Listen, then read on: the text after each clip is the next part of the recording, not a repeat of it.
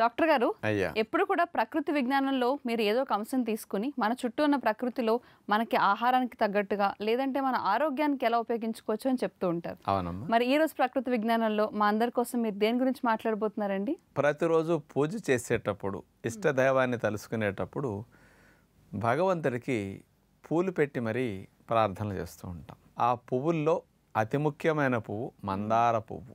ఆయన కాస్త ఆస్వాదించిన తర్వాత ఆ మందార పువ్వుల్ని మనం పారేయకుండా మనం గనక వాడుకుంటే మన జుట్టుకి ఎన్నో లాభాలు ఉంటాయి. ఓకే. మందార చెట్టు లేని ఇల్లు అంటే నాకు తెలిసి పల్లెటూళ్ళలో ఉండదనే చెప్పొచ్చు. ఆ మందార ఆకులు, ఆ మందార పువ్వులు అందరి జుట్టు పాలిట ఒక వరం అని చెప్పొచ్చు. చాలామంది మందార పువ్వులు, మందార ఆకులు ఏదో రసాలు తీసి పెడుతుంటే ఏదో పిచ్చి జనాలు ఏది పెడితే అది పూస్తే వస్తాయి అనుకునేవాడిని నేను కూడా. కానీ ఏంటి ఇంతంతమంది మందార మందార మందార ఎవరి నోటిన్నా మందార అంటున్నారని దాన్ని అసలు సైంటిఫిక్ స్టడీస్ ఏమైనా ఉన్నాయా, ఎవరైనా చేశారా అని వెరిఫై చేసాం. ఓకే. 40 పరిశోధన పత్రాల యొక్క సారాంశాన్ని అమెరికా దేశం వారు 2015 సంవత్సరంలో రట్గర్స్ యూనివర్సిటీ USA వారు వాళ్ళు ఇచ్చినవి.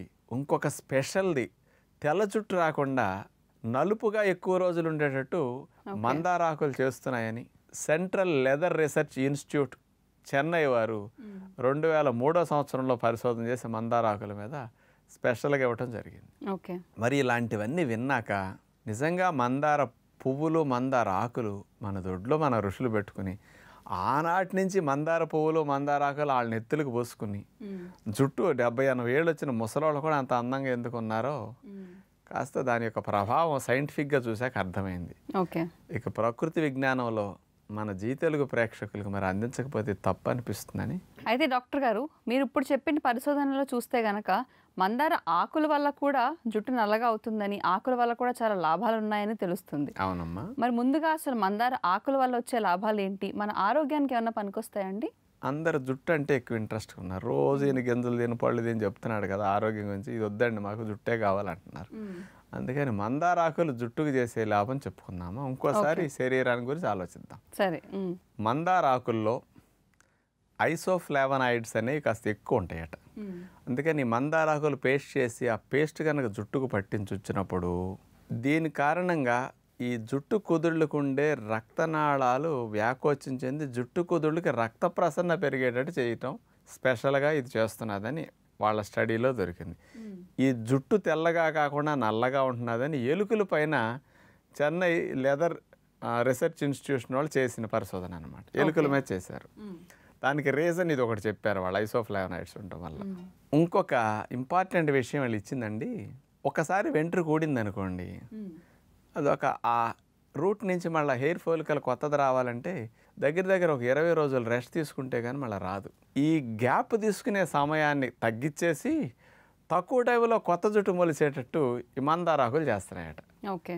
దానివల్ల ఏమవుతుందంటే ఓటం, మళ్ళీ దాని ప్లేస్లో ఇంకొకటి రావటం అంటే తక్కువ టైంలోనే రిఫ్రెష్ అయ్యేటట్టు హెయిర్ రూట్స్ని చేయటం ఇందులో ఉన్న స్పెషాలిటీ రెండోది. మూడోది అన్నిటికంటే ముఖ్యంగా ఇందులో స్పెషల్గా ఇన్విగరేటింగ్ కెమికల్స్ అని స్పెషల్గా ఉన్నాయటండి.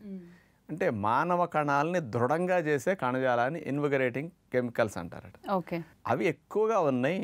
దీనివల్ల హెయిర్ రూట్స్లో ఉండే నలుపు వర్ణాన్ని ఉత్పత్తి చేసే మెలనోసైట్ కణజాలాన్ని బాగా హెల్దీ చేసి వాటి యొక్క లైఫ్ ఫ్రీ రాడికల్స్ వల్ల డ్యామేజ్ అయిపోయి నలుపు వర్ణం ఉత్పత్తి చేయడం ఆపేస్తే తెల్ల జుట్టు వస్తున్నది. ఈ జుట్టు కుదుళ్ళు పైన హాని కలిగించే ఫ్రీ రాడికల్స్ ఏదో తీవ్రవాదుల దాడి లాంటి వాటిని అరికట్టించడానికి ఇన్విగరేటింగ్ కెమికల్స్ అడ్డుపడి ఆ దాడిని తిప్పికొట్టేసి జుట్టు కుదుళ్ళలో నలుపు వర్ణాన్ని ఉత్పత్తి చేసే కణజాలం హెల్దీగా ఉండేటట్టు ఎక్కువ కాలం ఉండేట్టు చేస్తున్నదట. దానివల్ల జుట్టు కుదుళ్ళల్లో ఈ మెలనోసైట్ కణజాలం ఎక్కువ నలుపు వర్ణాన్ని ఎక్కువ కాలం పాటు ఉత్పత్తి చేస్తుందట మందారాకు వల్ల. అందుకని జుట్టు తొందరగా తెలుపు అవ్వకుండా ఎక్కువ కాలం నలుపు ఉండటానికి మందారాకు శ్రేష్టం అని ఇక్కడ అన్నారనమాట. ఓకే. అందుకని మందారాకు ఇక పేస్ట్లు, ఇక నాకు తెలిసి మందార చెట్టు అన్ని మూడులు అయిపోతాయేమో ఆకులన్నీ కోసేస్తే. కానీ దానికి ఉన్న గుణం ఏంటంటే ఎంత కట్ చేస్తే కొత్త చిగురు అంత వస్తుంది. అవును, దానికి ఉన్న గుణం అది. అందుకని అదేమి ఇబ్బంది లేదు. ఇవి మందార ఆకుల వల్ల. ఇక మందార పువ్వుల వల్ల వచ్చే లాభాలు కూడా చెప్పండి డాక్టర్ గారు. ఈ మందార పువ్వుల్ని పౌడర్ చేసి వాడుకున్నా లేకపోతే పువ్వుల్ని పేస్ట్ చేసి వాడుకున్నా ఇవి జుట్టు కుదుళ్ళలో జుట్టు ఎదుగుదలకు ఆధారమైన కెరటిన్ సెల్స్ని బాగా ఇంప్రూవ్ చేయడానికి, గ్రోత్ బాగా పెంచేటట్టు. కెరటిన్ అంటే జుట్టులో ఉండే ప్రోటీన్ కెరటిన్ అంటారు. అందుకని ఆ కెరటినోసైడ్స్ని స్పీడ్గా పెరిగేటట్టు చేస్తాయట. అందుకని జుట్టు ఎదగటానికి మందార పువ్వు అద్భుతంగా పనికొస్తుందని. ఓకే. దీన్ని అప్లై చేయటం వల్ల హెయిర్ రూట్స్ని స్ట్రాంగ్ చేయడానికి కూడా బాగా ఉపయోగపడుతున్నదని. ఇది మెయిన్గా. ఇంకొకటి ఇందులో ఉండే గుణం ఈ స్కాల్ప్లో డ్రైనెస్ రానివ్వకుండా చేస్తుంది కదండి. హెయిర్ రూట్స్కి బ్లడ్ సప్లై, వాటర్ సప్లై బాగా ఉండి జుట్టు స్ప్లిట్ అవ్వకుండా చేయడానికి మందార పువ్వులు చేస్తున్నాయి. ఈ బెనిఫిట్స్ పువ్వుల్లో ఉన్నాయన్నారు. అందుకని ఈ 2 రకాల బెనిఫిట్స్ పువ్వుల్లోనూ ఆకుల్లోనూ కలిపి బాగా జుట్టుకి స్పెషల్గా ఉన్నాయి. ఇతరవి లోపలికి బాడీకి సంబంధించి కొన్ని ఉంటాయి, కానీ అది మెయిన్ కాదు, అసలు జుట్టుకే మెయిన్ మందారం. అందుకని మందార చెట్టుకి పువ్వులు ఇచ్చి దేవుడికి దండం పెట్టే బదులు మందార చెట్టుకు కూడా ఒకసారి జుట్టుకి అంత వేలు చేస్తున్నందుకు ఆ పువ్వుల ఆకులు మనకి ఇచ్చిన దానికి కూడా ఒకసారి థ్యాంక్స్ చెప్పడం మంచిదే.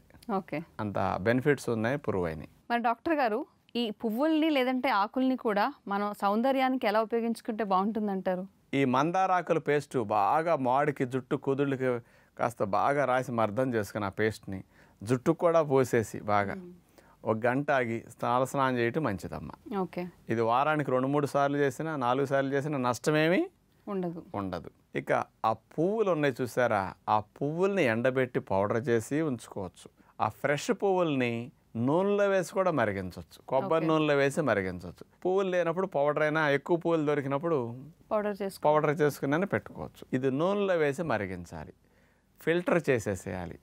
దీనికి కాస్త అలోవెరా జెల్ కలిపి కాస్త నైట్ ఏదైనా రాసి పడుకొని మార్నింగ్ స్నానం చేసేస్తే జుట్టుకి అది స్ప్లిట్ అవ్వకుండా జుట్టు సాఫ్ట్గా ఉండేటట్టు, హెయిర్ గ్రోత్ బాగా ఉండేటట్టు చేయటానికి ఇది బాగా పనికొస్తుంది. అందుకని ఒకరోజు ఆకు పేస్ట్ పెట్టండి అమ్మా, ఒకరోజు ఆయిల్ ఇట్లా పువ్వులతో చేస్తుంది అప్లై చేసి పడుకుంటే బాగుంటుంది. ప్రతిరోజు హెయిర్ ట్రీట్మెంట్కి ఇట్లాంటివి చేసుకుంటే బాగుంటుంది. విన్నారు కదండి, మన చుట్టూ ఉన్న ప్రకృతి మనందరి ఆరోగ్యానికి, అందానికి, సౌందర్యం కాపాడుకోవడానికి కూడా ఎన్నో రహస్యాలను పొందుపరుచుకుని ఉంది. మరి అందుకే అలాంటి రహస్యాలను డాక్టర్ గారు ప్రకృతి విజ్ఞానం ద్వారా మనకు అందిస్తున్నారు. కాబట్టి మన ఆరోగ్యంతో పాటుగా మన అందాని కోసం కూడా డాక్టర్ గారు చెప్పిన ఈ సౌందర్య చిట్కాని తప్పనిసరిగా మనందరం ఉపయోగించుకుందాం.